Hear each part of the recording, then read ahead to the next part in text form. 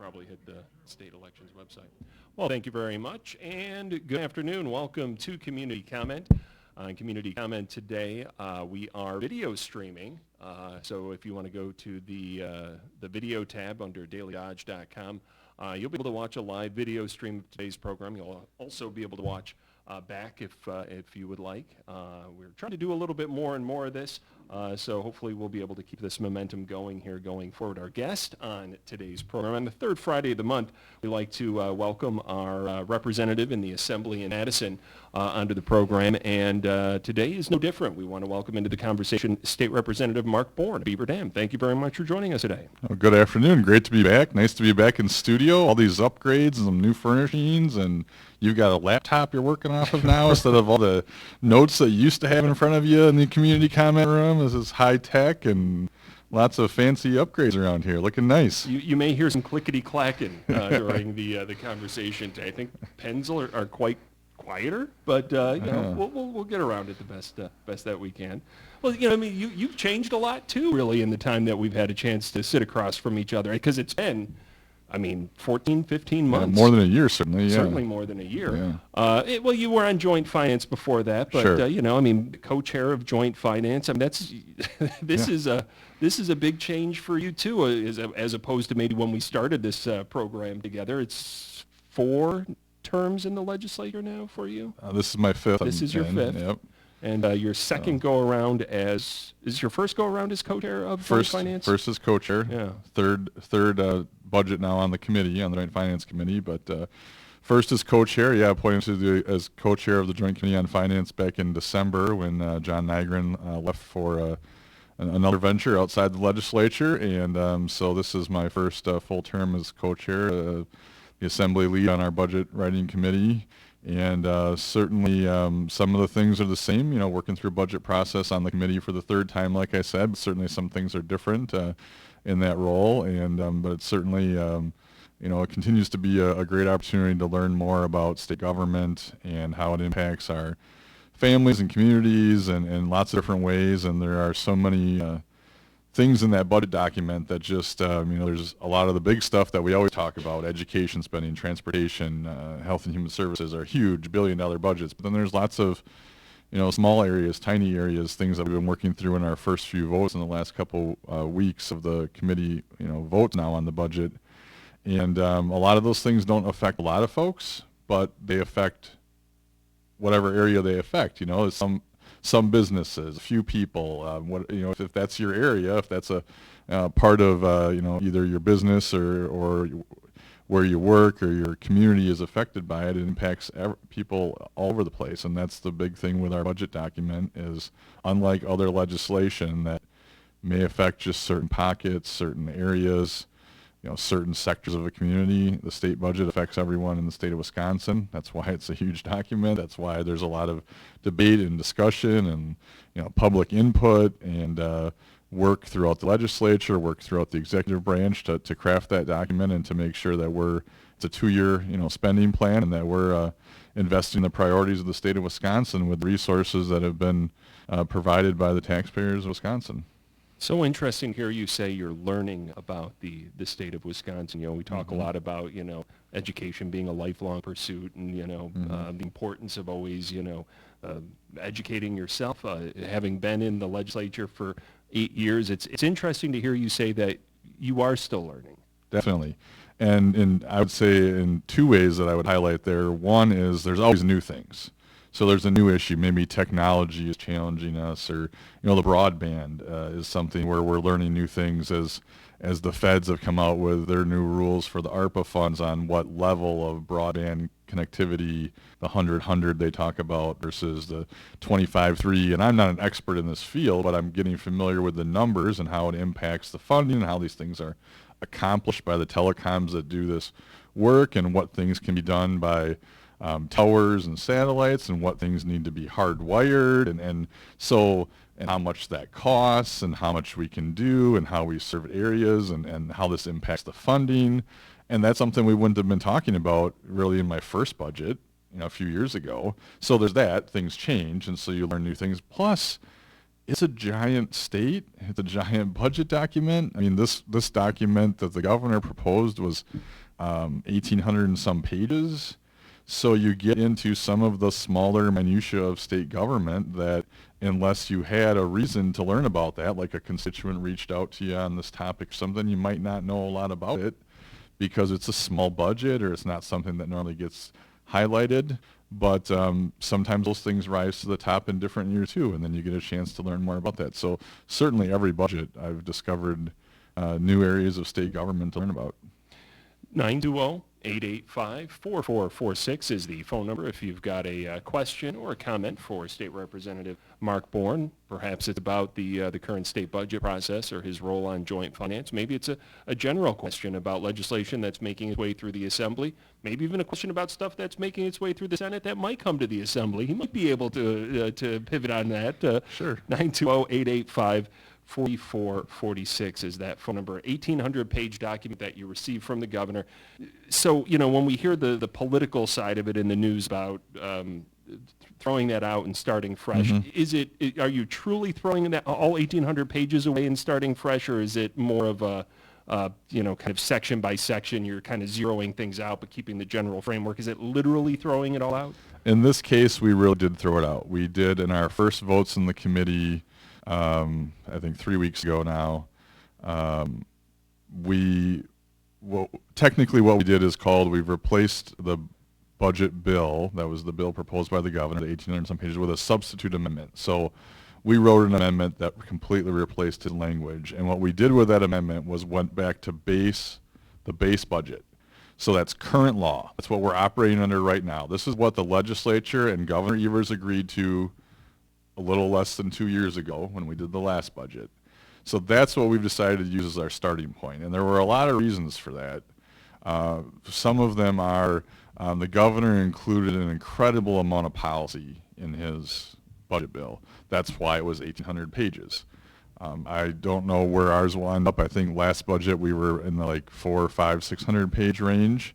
That's probably where we'll end up again because we'll be more focused on appropriations, on the funding of state government, not on big policy changes that require a lot of language to explain what you're doing when you're creating a new department or a new program or something.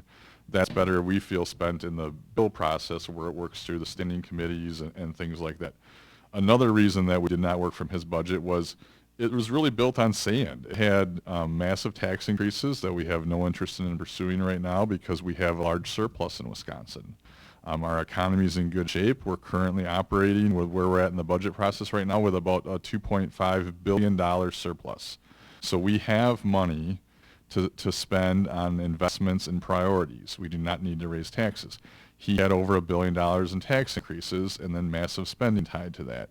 So also then there was the big welfare expansion with more funds and more spending tied to that.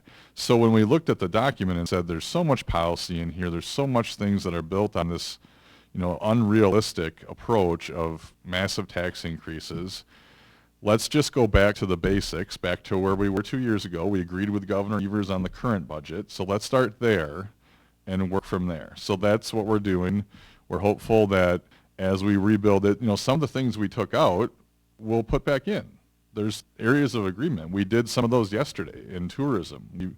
We matched the majority of the tourism things the governor was looking to do in our action yesterday, and that's just one example. So there'll be a lot of things like that.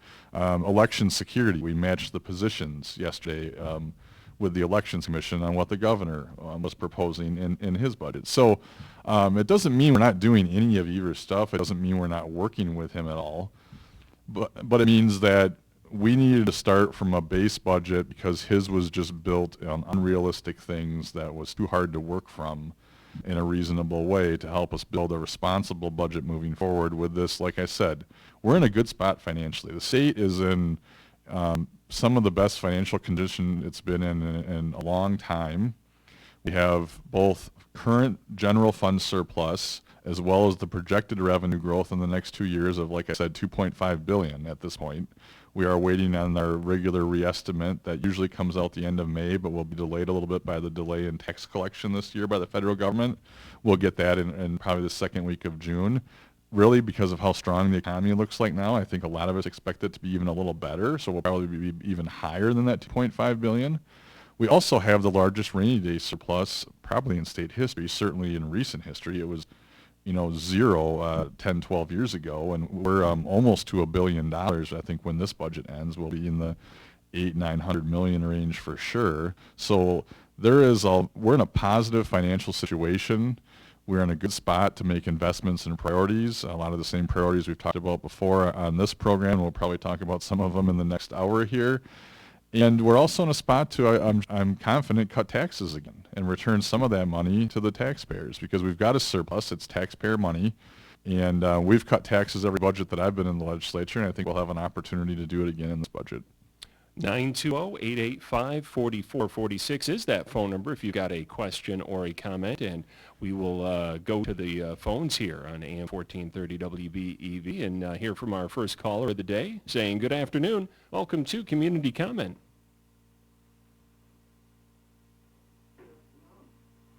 Hi, you're on the air.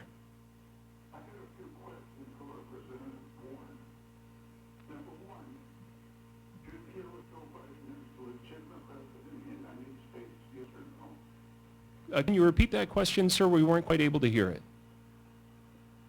Do you think Joe Biden is the legitimate president of the United States, yes or no? Oh, yeah, we've talked about that before on this program back near the election, that Joe Biden won the election. Yep. Do you feel that Wisconsin is going to follow Arizona and have a recount, yes or no? I have to admit I'm not exactly familiar with what's going on in Arizona as far as I'm assuming this is along the lines of election and investigating the election outcomes. We will certainly have a number of things in Wisconsin that will, analyze the election. We've got an audit going on right now of the elections with our independent audit bureau. The Elections Commission does things that are required by statute of auditing 5% of the machines. That's required by law in Wisconsin. There are investigations that are going on in different municipalities. So you're not familiar with that. Now you feel that on January 6th, Trump incited the riot, yes or no? I really don't have any information as to who, did what as to what happened in Washington, D.C. Sure, I represent folks here in Dodge County area in Madison working on state government issues. I'm really not focused on, well, I really listen to the news on local radio more than I watch it, but and read local paper and stuff, but I'm aware that occurred on January 6th, certainly, sir, but I have really no information on that topic for you. Do you believe that homelessness is a problem in Wisconsin? Homelessness?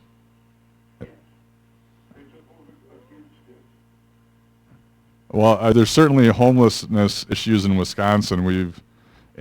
Just yesterday, when we talked to some of our actions yesterday in the committee, we voted to triple the housing grants for homelessness here in Wisconsin.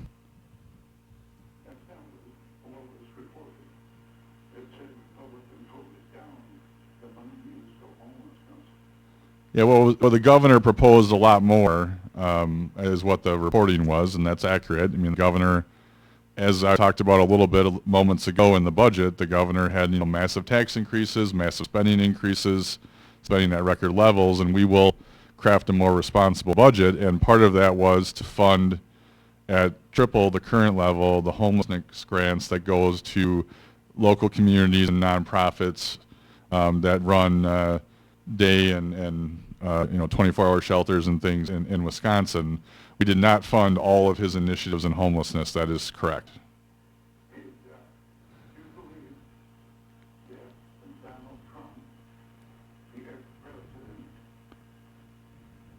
is going to be convicted of crimes? Yeah, I really have no knowledge as to what crimes he's being pursued for or what he could be convicted of. I really have no information on that sort of thing.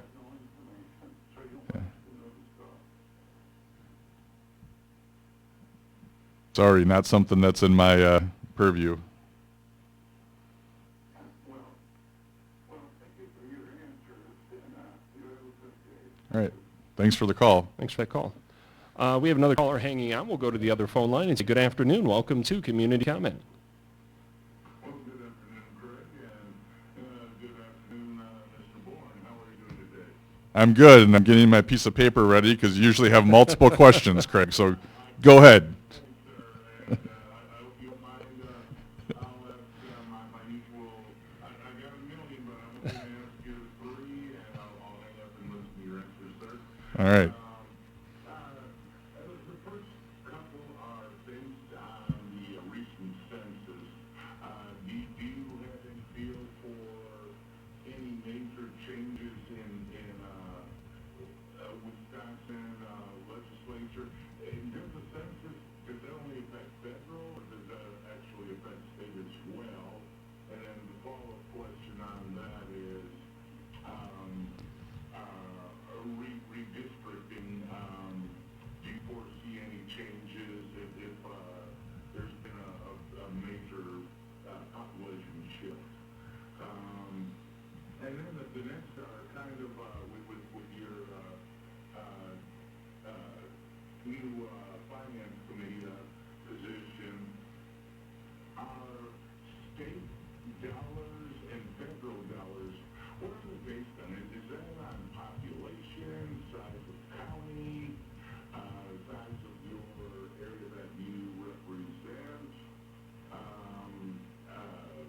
If you just go into that a little bit, and then if you could talk about, I understand you were just on a recent tour of, talking to some of your,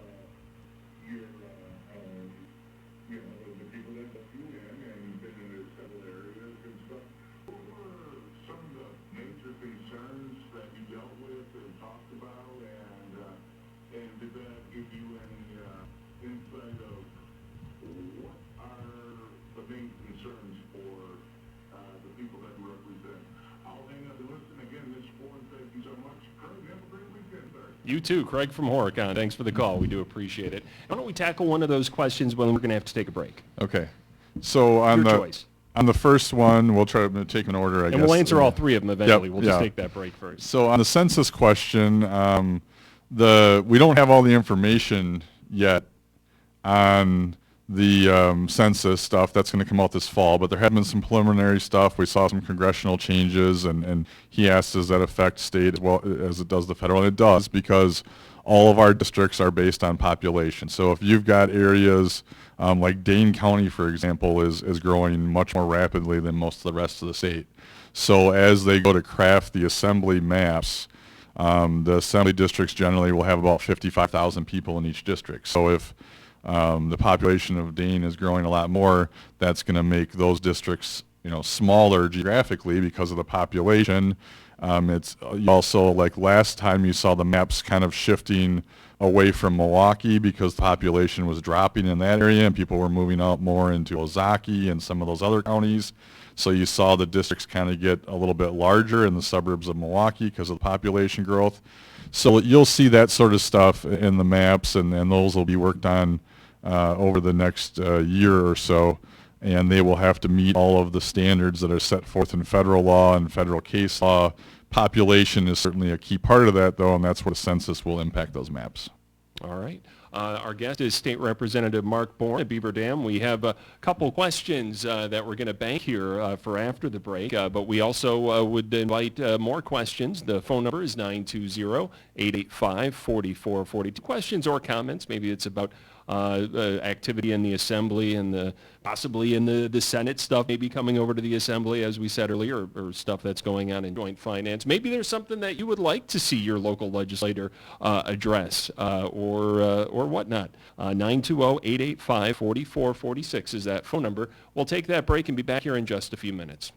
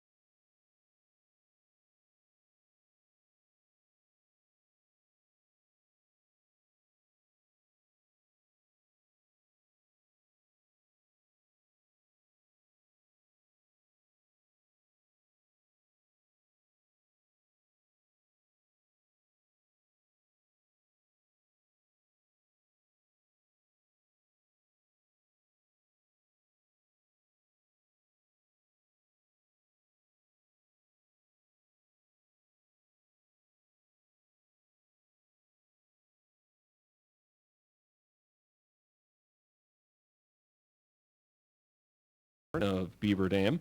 The phone number, if you've got a question or a comment, is 920-885-4446. And we've got a couple questions banked here. Feel free to ask more than one question too. We apparently don't have a limit, but other than the end of the show. The time, yeah. So we covered the question about the census, and did you, as far as redistricting is concerned, we've covered that. When we talk about the Finance Committee in general, and we look at that maybe based on population, which is where the second question from Craig from Horicon was going, and the role of state and federal dollars. Can you speak to that? Yeah, and it's, in some ways when he was asking that, I almost thought if he was focused on a specific area, I could answer it better, because the truth is how the funding goes to places differs from topic to topic, funding issue.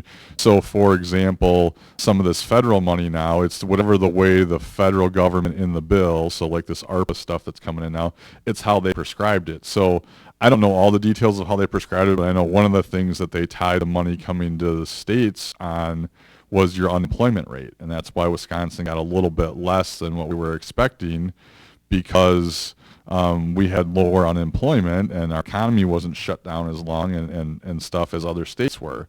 And so that's like one, federal bill that's got a lot of money in it, and part of how they tied that. Sometimes it's tied purely to population, and so they might, the federal government might prescribe funding for transportation and say it's based on your number of road miles, or it's based on the population of your state. Or so really the answer is it's however the bill, the legislation prescribes it. And so we do the same thing at the state level. Sometimes we do transportation is another example, where we do local road aids based on per mile. So how many, if your township has X number of square miles, that's it goes into the formula, and whatever, if we got $10 million in there, it plugs into all the square miles, and you get that percentage based on your square miles.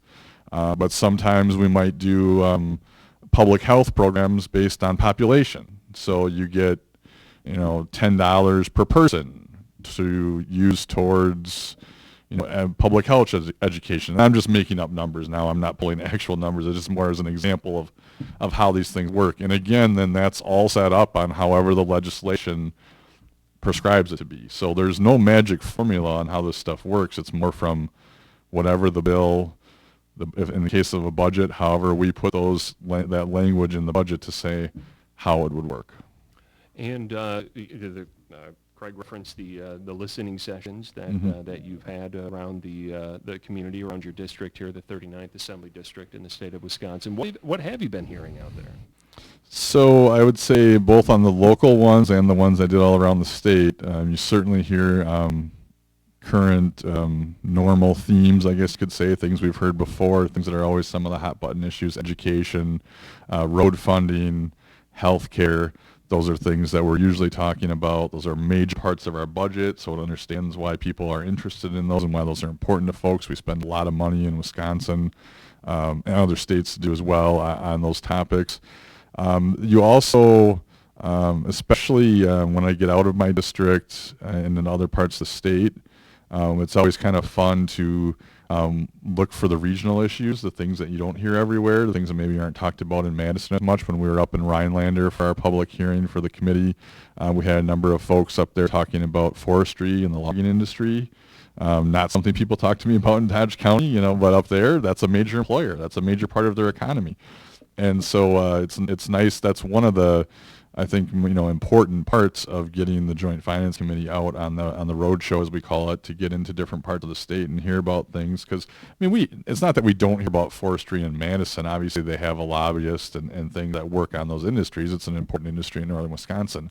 But to go up there and visit and see, a giant logging truck in the parking lot, that's not something you see in Madison. It's not something I see around here. To have folks that actually work in the industry, be able to come out closer to their home and talk about the importance of that, that's the kind of stuff that we look for as some of the things to highlight, to remind us that, the budget, as I said before, impacts everyone throughout Wisconsin, and it impacts us all in different ways. And So we have to remember that, tourism is another example of an important part of our economy.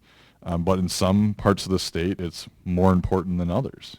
In some parts of the state, tourism, like Door County, tourism is a major part of their economy. Here in Dodge County, it's important. We've got some great tourism stuff here, but we've also got a bunch of manufacturing and other things that are a major part of our economy here in Dodge County.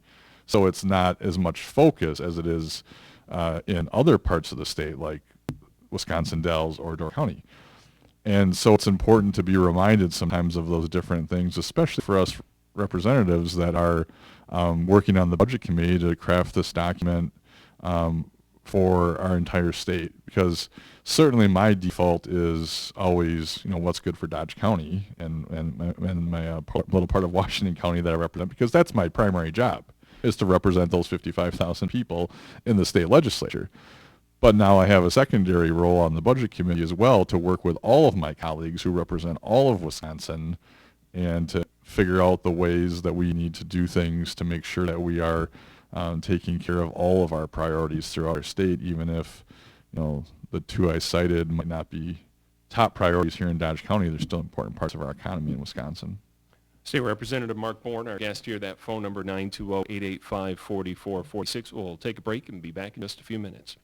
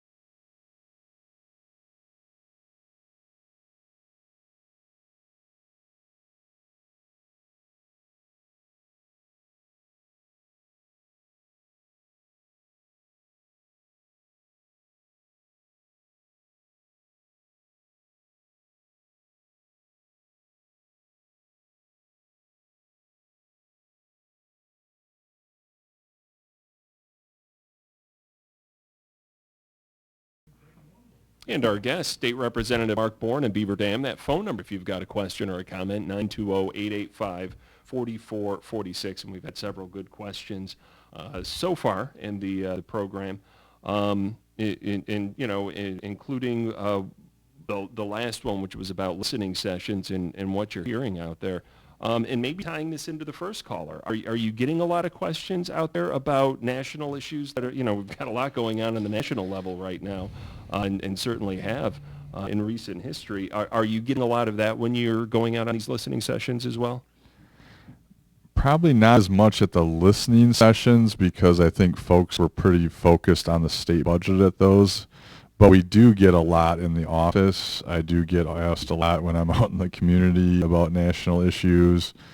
And in general, I don't spend a lot of time on those, but especially now during the state budget process, where I'm spending, the majority of my time in the Capitol, and we're very, busy with the state budget process.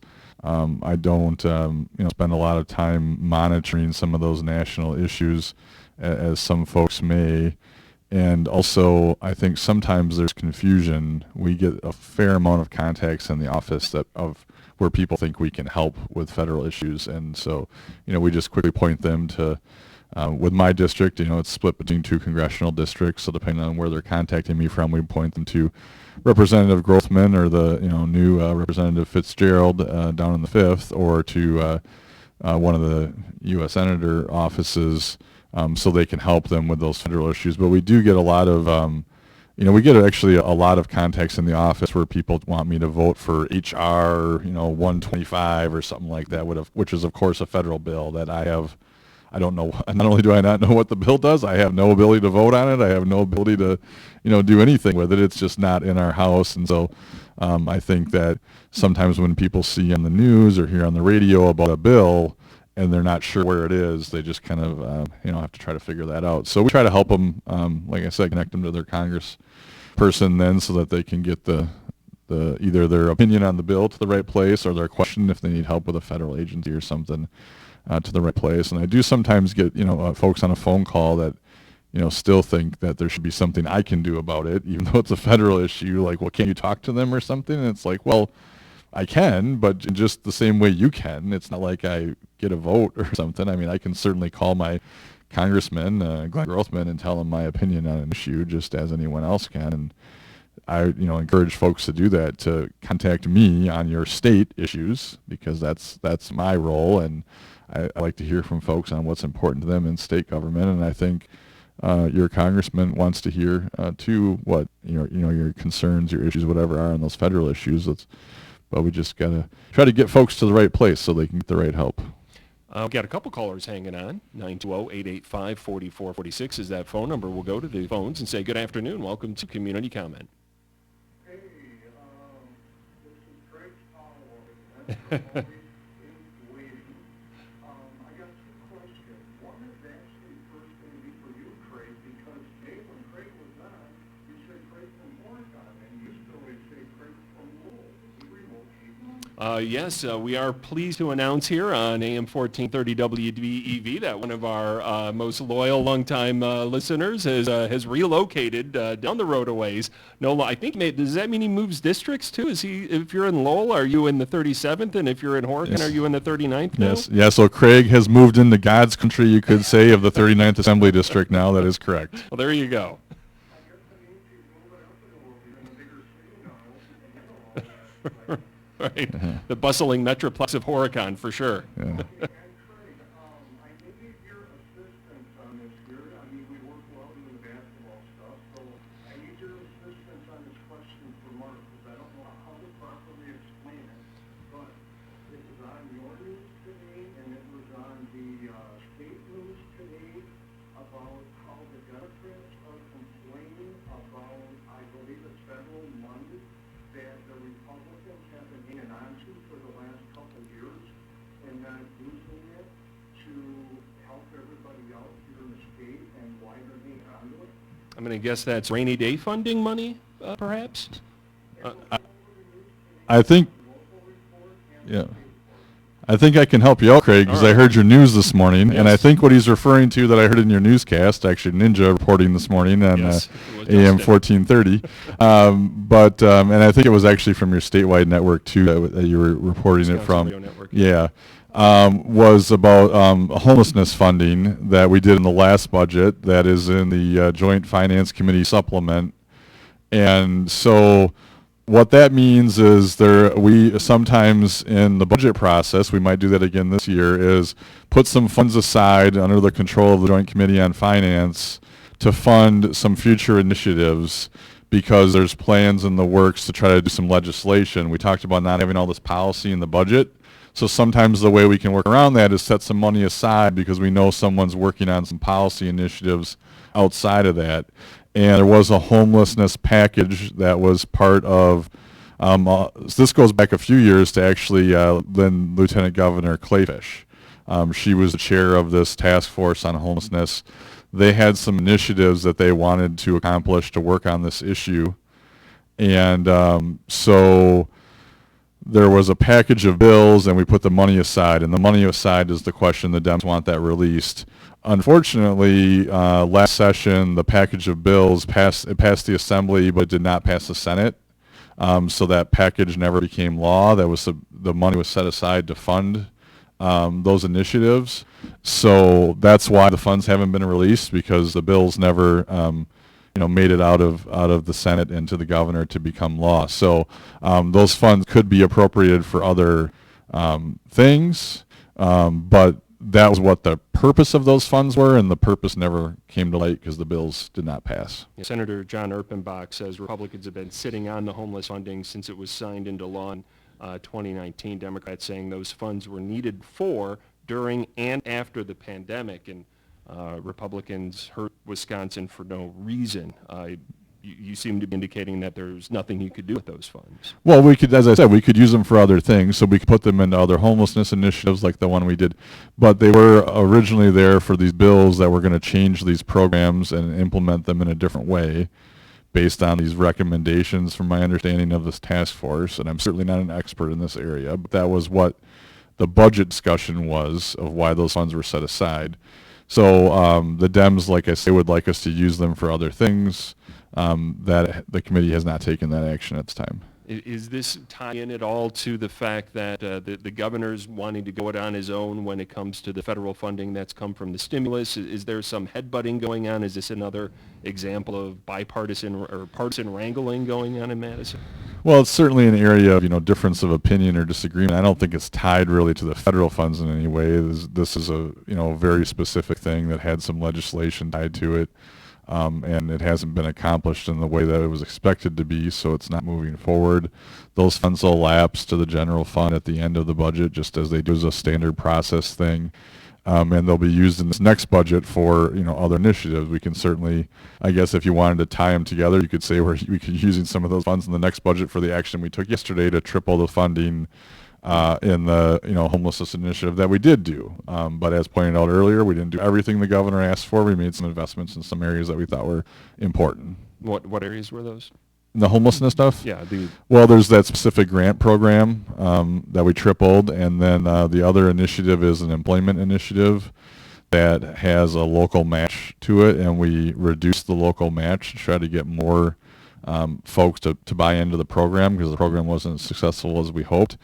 And we think this is a really important program because the program is trying to connect folks, that are homeless to jobs so that they can get back on their feet and get back to renting places and so that they don't get trapped in the system. So I would say those were the two biggest initiatives that we focused on yesterday. Okay. Caller?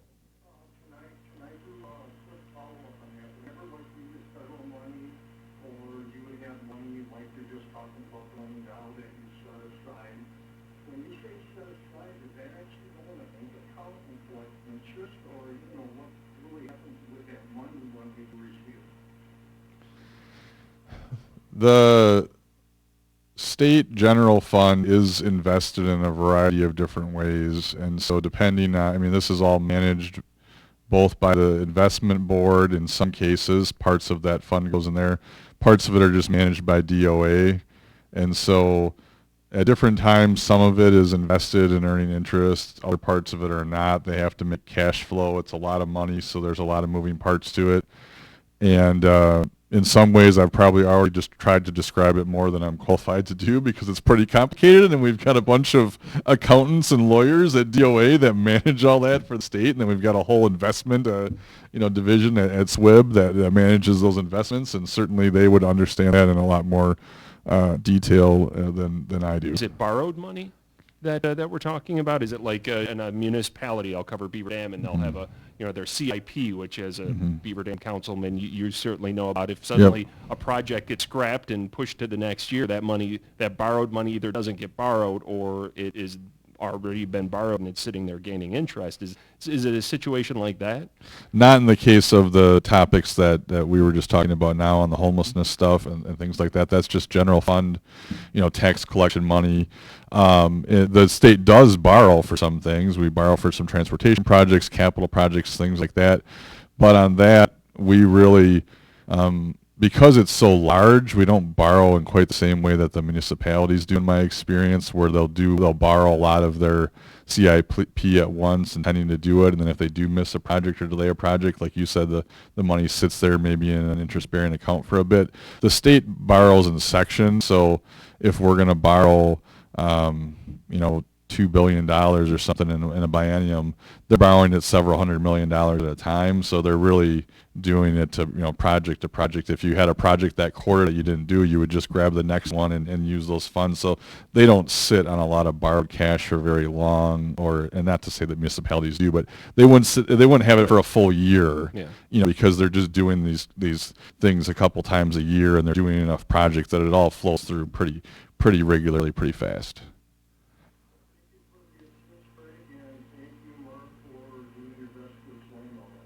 Hey, all right. Thanks for Appreciate the question. Call. You too.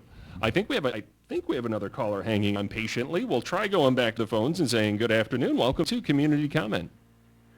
Good afternoon, gentlemen. Good afternoon, Marilyn. One of the things that seems to be a common theme as I'm listening, especially locally, and I suspect is a common theme across the country, is we do not have enough workers to fill the positions that are out there. And it seems to be encouraging to any company that wants to grow, and if we don't have people for them, and there's no robotics or something that would fill that need, that they're going to go to another country in order to do their growth.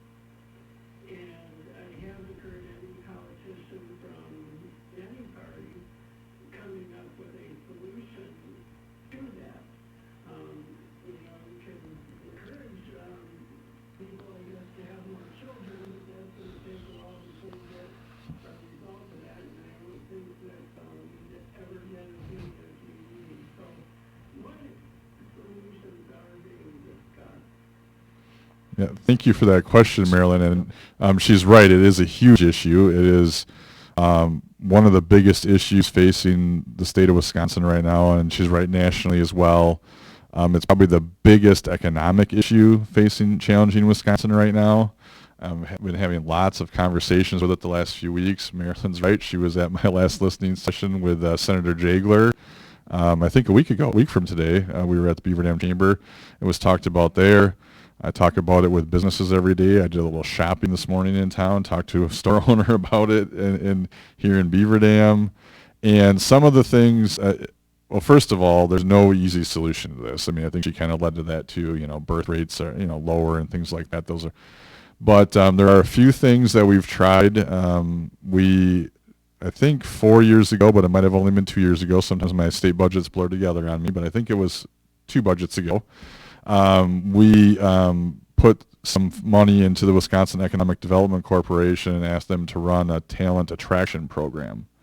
We want them to recruit especially veterans, because we've got a lot of veterans that retire from the military middle-aged after they do oftentimes about 20 years and are looking for a second career. And Wisconsin's a great state for veterans. We've got a lot of good veterans benefits here. And these are a lot of, people, men and women with good experience, good work experience that could come in and work in a private sector job. Also seeking to recruit young folks, young people to come in and raise a family here. Wisconsin's a great place to, live, work, raise a family. And so we created that initiative towards the end of the Walker administration. And for whatever reason, the Evers administration does not like it. They are not pursuing it. The funds are sitting there unspent. And so that's unfortunate. And so we would love, I talked with Secretary Hughes a little bit about this a few weeks ago at WDC. We would love to get that program going. I'm not saying that that's magic that's going to solve all our problems, but it could help. And that's what we're looking for, is ways to try to help. I think another thing that will help in a major way, and this is an initiative that we announced in the legislature this week, is we have a bill coming. Other states are doing this as well. We're asking the governor to stop taking the enhanced federal benefits for unemployment. Right now, with all the massive money the feds are putting in unemployment, you can make more money staying at home. And we're basically paying people to stay home when our unemployment is low and our businesses throughout the state are desperate for workers, we can't have anybody sitting on the couch. We got to get everybody that can be, every able-bodied person that can work. We need to have participating in our economy right now. And so I think that's an important part of, making sure that, it's not getting rid of a benefit program. It's going to keep it at the level it was before the pandemic. Certainly if folks need unemployment assistance for a little bit as they transition between jobs or something like that, that's what it's for. But all of these enhanced benefits that they keep extending are paying a lot of benefits to folks to not be engaged in our workforce right now, and we can't afford to have people not participating. We just don't have the numbers, as Marilyn said on the call. We just don't have more folks are retiring at a much faster rate than there are folks that are coming into the economy, and so you got to have everybody participating. And it's certainly something that, like I said, I hear from employers all the time. And she's right as far as, like, I think she mentioned something about like robotics or some of this stuff. I mean, we are going to be a lot faster than people might be comfortable with at a lot more self-checkouts and kiosks to order your food at certainly the fast food restaurants and things. You're seeing a lot of that in the bigger cities with the high minimum wages like Seattle and Chicago and stuff already. You can only use a credit card. You can only, communicate with the computer to order your lunch at a McDonald's and things like that, because there's just not enough folks left to work at these places. And when I have local businesses tell me that, they can't even get applicants. They keep raising their pay. They can't get people to apply. If they do get applicants, they might get a couple dozen applicants. They'll call them all back. They might get 2 of them to actually come in for an interview. So it's a major problem, and I wish we had, there's a couple of solutions that I mentioned that are, part of the solution, but there's no magic here either to do some of this stuff. So it needs to be a combination of getting people back into the workforce, trying to attract some new folks to Wisconsin. Maryland's right, we can't legislate this, but birth rates would help a little bit if folks engage in that. And some of it's going to be technology then, the kiosks and then the robots. And I mean, I had one business owner telling me today that they've got robots in like McDonald's in Chicago that make the food, and you just have someone there to make sure the robot keeps working, that doesn't malfunction or whatever. And there's a robotic arm frying hamburgers and stuff. And, that might be the future of some of this. You also have a number of industries that the jobs that are available are not jobs that people want to have. The corrections is a big one, and that affects Dodge County. And, frankly, I think that we need to look at what we're doing in terms of incarceration, because you can only build so many more prisons if you still have no workers to care for those who are incarcerated. Then you didn't solve anything. And just like the young lady that was at the listening session said, issues in the healthcare field is because there are laws that require them to have a certain ratio of caretakers to patients, then they're being forced to hire people who aren't adequately caring for the residents of these homes. And that's a very sad thing. And frankly, I agree with you regarding the veterans, but I worked for a nonprofit a few years ago that dealt with the Senior Community Service Employment Program, and I worked with quite a few veterans. And what the country has done to them is horrific. And the number of people with Agent Orange or other major issues, they are not going to take jobs somewhere because they can't. And the emotional trauma that they experienced and everything too, it just is a huge rest on that being any more than a little bit of a solution. But thank you for your answer. Thank you for the call. We appreciate it. In context of unemployment and the money that's going, one of the things I've been hearing from I want to say a nonpartisan economist is that it's also a supply chain issue when we're talking about some of the challenges that we're facing. And don't we kind of already have this idea set up that if there are more jobs than job applicants, that's where the laws of supply and demand and that's those salaries should be going up to compensate for that. Isn't that the process that we should be looking at? Well, that's what's happening. I mean, just look around. I mean, salaries are, I mean, you can just look at the banners that are hanging up in businesses in town. If you've watched them the last couple of years, they're going up quite a bit. There are, manufacturing jobs right now in this town that are over $20 an hour on posted banners that I see in the community that were $18, $17 just 2 years ago. So that is certainly happening. Some of the service industry stuff that used to be lower wages, as I talk to business owners around town that say, we were, 2-3 years ago, our average employee, because a lot of service stuff is a lot of part-time too, was, $8, $9, $10 an hour. Our average employee now is $13, $14, $15 an hour. That's a huge jump in 2 or 3 years. But you're seeing some of it because we're starting to see some inflation, and we're probably going to see more of that because of what's going on with federal policy right now. But mostly it's just the demand of the market. You're right. The market will drive the wages. That was what we talked about all the time when there was these debates over minimum wage as well. And that's exactly what's happening now. And that's good for folks looking for work and good for folks looking for a new opportunity to maybe change jobs, that there is a much more competitive market. There are employers are having to pay more to get help, especially good help, and that's good. There's always the concerns about inflation. If as we see like meat prices rising quite a bit in the stores right now, if that starts to get away from us, your $22 an hour job is only buying what your $18 an hour job was at some point. That becomes an issue. And so hopefully we won't get too far down that road, but time will tell. But yeah, no, that's exactly what's going on. I mean, I see it in this area. Like I said, just looking at help wanted signs and what the job ranges are on them. 920-885-4446 is that phone number. Be happy to take your phone calls after the break.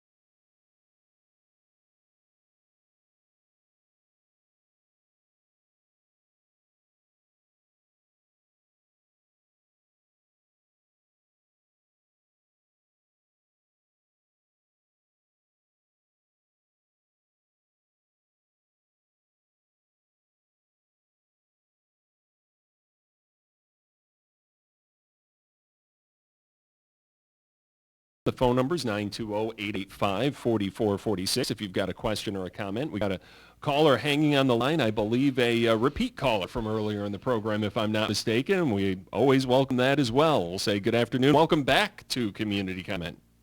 And the cutest guy in the world, too. Yes, sir. Hey, Ms. Bourne, just kind of listening to some of the questions and stuff. A lot of the stuff is coming from national and broadcast news. I bet, I know there's like C-SPAN and stuff like that for national news. If people, if you watch some of the national news, you're going to get basically you're getting opinion. You're not getting facts. You're getting opinion. So, first of all, you're in I give you credit. You signed up for a job that has basically no positive feedback.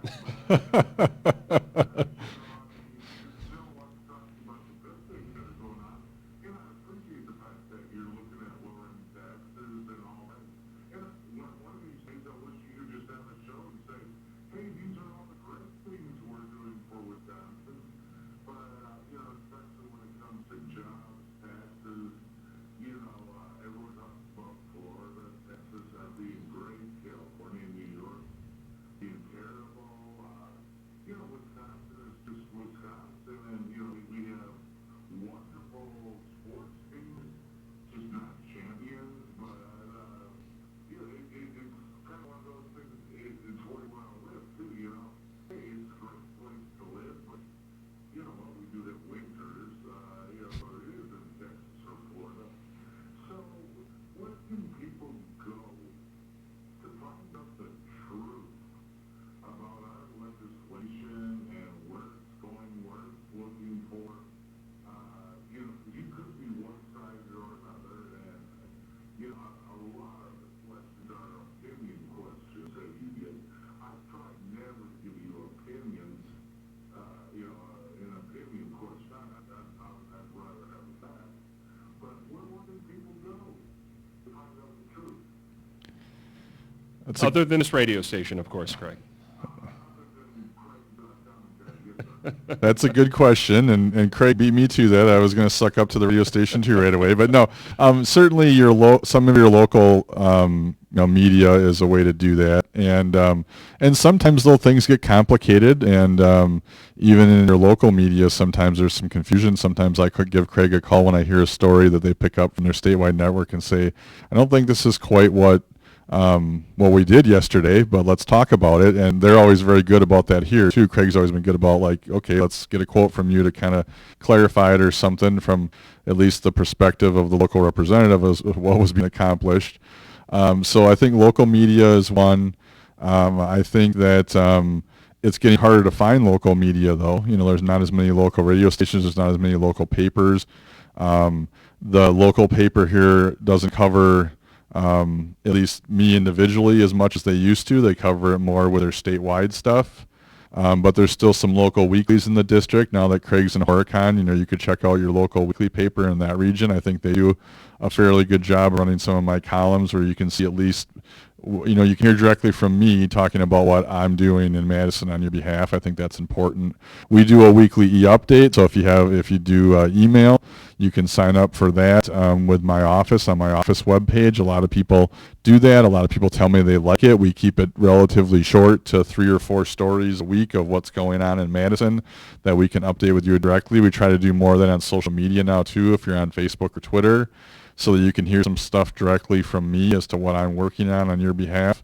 Because I agree, it's important. There isn't a lot of areas that this gets covered anymore. And as more of it's covered from the national or statewide perspective, it's just going to be at a very high level on the controversial issues. And, that's why I think programs like this are important too. We certainly don't cover it all in a monthly visit here. We run out of time.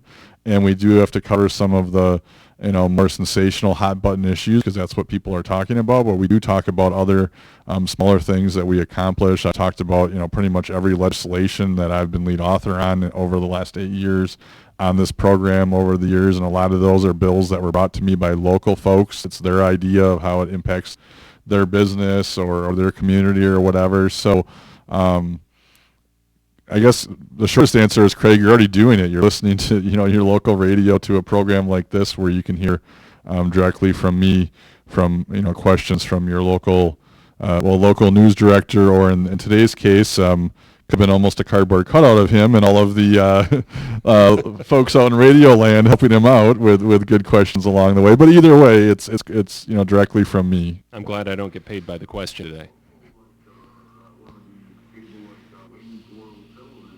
Oh, Wisconsin, yeah. Yeah, and I forgot that was early in your question about C-SPAN, because C-SPAN's the national. We do have Wisconsin Eye here in Wisconsin. If you subscribe to local cable, that is a channel up in one of those, I think, 900s or what. Or also, if you're online, you can go directly to their webpage and watch. You can watch live coverage pretty much all day, Monday through Friday, of whatever's going on in the Capitol. And they rerun a lot of that stuff during the night. And you can watch, if you wish, and if you find that channel, Craig, you could watch live coverage of every one of our executive budget sessions. They carry all of them live. 995 and 363 on Spectrum. Especially with this news story about the homelessness thing. Like you said, it came up here. It came up before the pandemic. So, I mean, there is an explanation, but if all you listen to is the 30-second news clip, you don't have all the information. But if you watch the legislation, you would have all the information, and you could make your own decision from there, correct? You'd have all of it and probably even more than you would want, but you would get to hear a lot of discussion and debate on these issues, yes. Thank you. Is your job boring? Hardly ever boring. I mean, I'm talking about what we would see, like if we were to watch the legislature. When you're sitting there for 8 hours, 12 hours, overnight sessions, I mean, that's got to get grueling. yeah, it can get, there's some fatigue sometimes. It's sometimes the floor sessions, are not like, fun things to watch because it's a lot of the repetitive, a lot of the same debate over and over again. Mm-hmm. And it's not issues. I mean, if you're watching a floor session, the debate that's there is not anything we haven't heard before. It's the same arguments that were made in committee. It's the same arguments that are made in, emails and documents that we get on the topic. So it's not necessarily new stuff. But when we're working like through this budget process, I mean, there's tons, like I said at the start of the show, there's tons of new stuff all the time. There's things, so it's not boring. At times, it's exhausting maybe with long hours and things like that. It's difficult at times. It's a lot of fun at times. And for the most part, people have been asking me a lot now since I've the co-chair, is it what you were expecting? Is it what you were hoping for? Whatever. And it's like any job. It has its good days. It has its bad days. It has its triumphs. It has its failures. It has its challenges, whatever. And most jobs are like that especially that aren't, exactly the same every day. And so I'm sure it's no different than, the news director and whatever your new giant title is here. You've got some days where it's like, wow, I wish I hadn't come in today. And other days, like, things are going smoothly. We got another award-winning community comment wrapping up. And this has been as easy as it could be. So it like anything, it's got its good days and bad days. In fact, we do appreciate our callers. We got another caller hanging on the line at 920-885-4446. Happy to go back to the phone lines and say good afternoon. Welcome to Community Comment.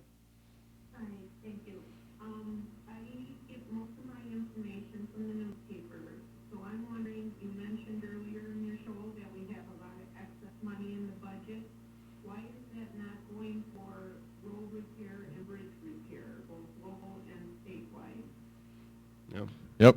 And this is certainly one of the top issues that we hear about at the listening sessions. I would say it is the number one issue I heard about on my local ones, which is why last budget we made the largest increase in new revenue in a generation into the system, and why we made increases both to the local road reimbursement that I talked about earlier in the show, that's per mile, but we also created a brand new it's called the MLS program. I can't remember what that stands for off the top of my head, but that's also focused just on local roads.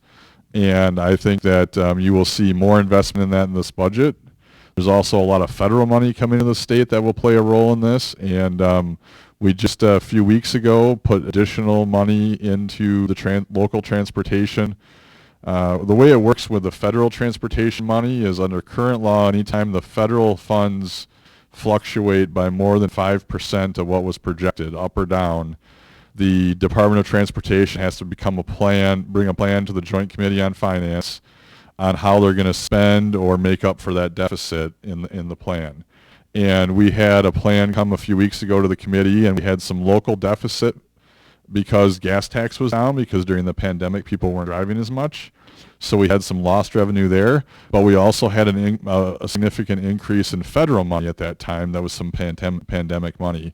And the federal money more than covered the shortfall, so the plan that we approved took the extra federal money, which I think was about $50 million. But don't quote me on that number, and if you want it for a story, we can get it from my office. But it took the additional money and put it all into local roads and bridges, much like the caller was talking about. So we did a little bit of that with some surplus in the current budget. I think you'll see more of it building on our increases from last time because it's a top priority.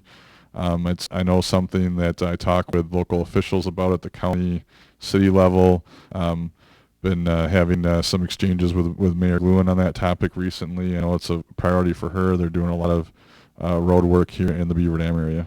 Yeah. And to maybe more specifically follow up on the caller's question, we're talking about $1 billion in the rainy day fund. Should we have $1 billion in the rainy day fund when we do have some of the transportation and infrastructure issues that we have in the state? I don't know if the rainy day fund is where we need to tap because we do have a considerable surplus, and so I think we'll continue to put more funds into that. I said, but one of the things that folks need to be careful about, and this is something that this is part of the debate right now because of the massive amounts of federal money that are pouring into the state, and we've got just incredible amounts coming directly into education, childcare, local governments, state governments. One of the things that the money that's the discretionary money that the governor has that we wish he'd be more willing to work with us on how we invest those funds and how it works in conjunction with our state funds is broadband. The federal money can clearly be used for broadband, but much like roads, we can only do so much. We only have so many companies that can do this work. We only have so much, raw materials available to do this. We can only do so, if we just took which I would not suggest. You asked about the rainy day fund. So if we just took that full $1 billion, I don't know that we could even get enough road crews to use that in the next couple of years on top of the $6 billion transportation budget we already have in this state. So that's why we look at more incremental, because you see some of the changes. Like right now, I don't know the full details of this, but I know that part of South Spring Street's tore up. Yep. But my understanding is they're doing the utility work because they couldn't, and this is from a story that I heard on local radio, they couldn't get the road work done this year. Until next year, the other part of South Spring Street. So, how much more money can we actually give these municipalities to do projects when there's delays already happening that go back again to Maryland's call in some ways on workforce? Because I'm sure the road builders would be happy to hire as many employees as they possibly could and take more of these projects, but they can only get so many employees and grow so fast and then have the materials to do that. And then you have the inflation issues. I mean, if we're dumping so much money into construction, whether it be broadband or road construction, that we're just driving up the price, well, now we're doing less miles for the dollar. So that's not helpful either. So it's part of it's trying to find the sweet spot. And so, yes, local roads are behind in some areas more than others. And so I certainly hear that from the caller. That's why we made new investments last time. That's why we brought new revenue into the system for the first time in a while. That's why we're going to continue to grow that. But we do have to grow it incrementally in a way that the system can handle. Because if we take broadband and just throw hundreds of millions at it and there's no one to actually bury the cable or install the towers, well, then we haven't accomplished anything either. That's why we got to work with all the sectors of this.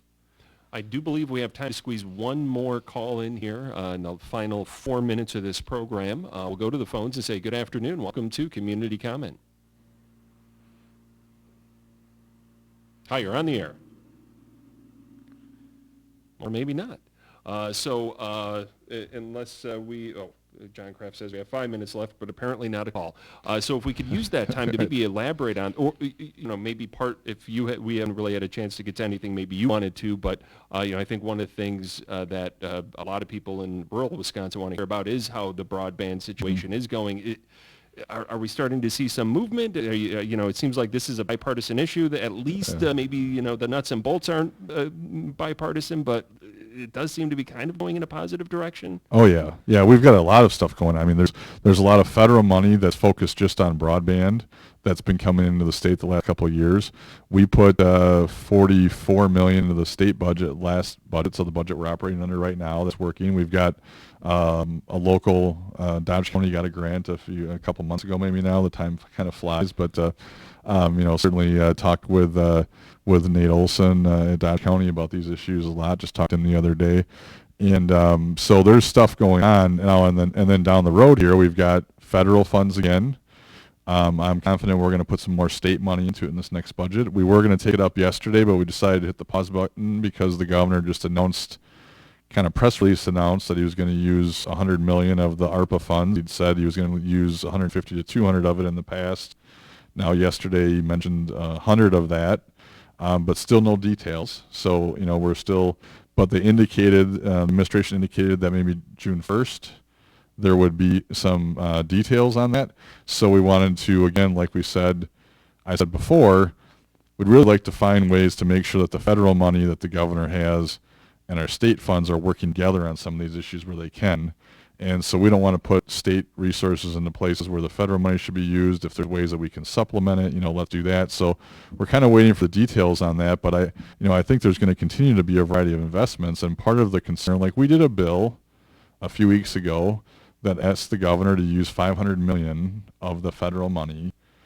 The federal money can be used for 4 years as ARPA funds. So we were saying $125 million a year, because we were trying to work with the telecoms and the industry to say, like, what's a good number? What's something that you think you can actually manage, that you can, your folks that need to work on this, the companies you need to hire, like Michaels Corp, they do a lot of boring and pipelines. They have, based here in Brownsville in the 39th Assembly District. How much capacity do companies like that have that can actually bury the fiber optics that are needed to do this, at least that way, or how many we build the towers. I think they do that too there. And, there's lots of companies that do it. Obviously, I wanted to highlight one here in the 39th Assembly District. But so that's all part of the discussion. It's not just like how much money can we make up a number and just throw money at it, but like what are, serious investments. The part of the question on broadband is how much do we need to get it done, to get, 99% of the state on a proper level of broadband. And so we work with the telecoms on that and say, what do you think, industry? What does it take? And that number has generally been in like a $750 million to $1.5 billion range. So it's a big range.